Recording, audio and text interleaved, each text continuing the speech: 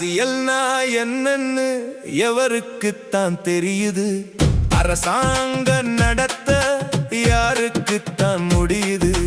அரசியல்வாதிகள் மேல மக்கள் எல்லாருக்கும் ரொம்ப ரொம்ப கோபம்தான். அப்பாவி மக்கள் எல்லாம் பாவம்தான். அரசியல்னா என்னன்னு எவருக்குத்தான் தெரியுது? அரசாங்க நடத்த யாருக்குத்தான் முடியுது? நல்லாட்சி நடத்த பெருந்தலைவர் காமராஜர் போல முடியாது. இனிமேல் நம் நாடு விடியாது. கட்சிகள் நிறைய உள்ள நாடு நம் நாடு. கட்டமைக்க முடியாது சுடுகாடு. அரசியல்வாதிகள் கட்டு கட்டா நோட்டு அடிக்க மக்களுக்குத்தான் திருவோடு. இனி ஏழை மக்கள் வாழ பெரும்பாடு. அரசியல்னா என்னன்னு எவருக்குத்தான் தெரியுது? அரசாங்க நடத்த யாருக்குத்தான் முடியுது?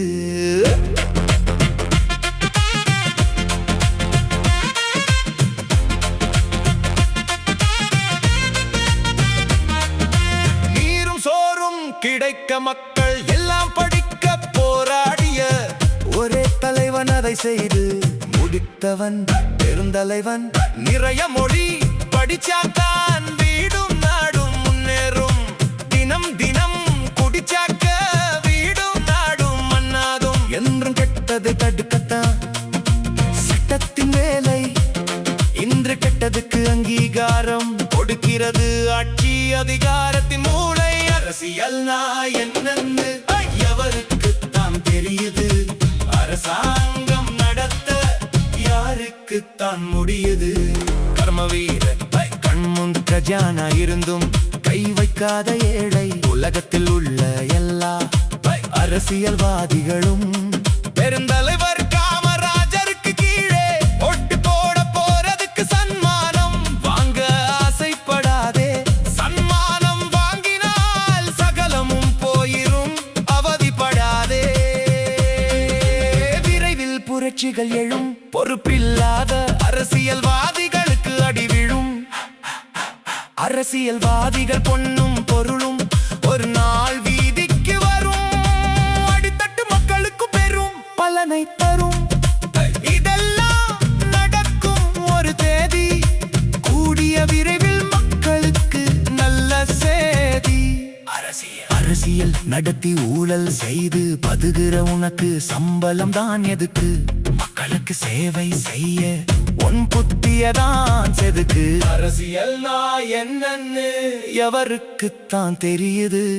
அரசாங்க நடத்த யாருக்குத்தான் முடியுது? உலகில் ஒரே ஒரு பெருந்தலைவர் காமராசுனா அவர் மானிடர் வர்க்கத்திற்கு பாசுதான். சமதர்ம கொள்கைனா கர்ம வீரர் தான். அவரை போல இந்த மண்ணில் யார்தான்? நீ என்ன ஜாதின்னு பார்க்க வைக்குது பள்ளிக்கூடம் தான். பார்த்து பார்த்து தள்ளி வைக்குது இந்த மனித மூடம்தான். ஏற்று தாழ்வு எரிந்தான் மாற்றம் தான் எப்படி வரும்? சமூக நீதிடா சமத்துவத்தை எங்கே தரும்? இலவச கல்வி இலவச மருத்துவம் எல்லாருக்கும் கொடுக்கணும். பெருகி வரும் நீரை வீணாக்காமல் தடுக்கணும். சலுகைகள் அத்தனையையும் எடுக்கணும். காலகட்டத்துக்கு தகுந்த மாதிரி சட்டத்திட்டம் மாறணும். கொடுமைகள் எல்லாம் சீக்கிரம் தீரணும். அரசியல்னா என்னன்னு எவருக்குத்தான் தெரியுது? அரசாங்க நடத்த யாருக்குத்தான்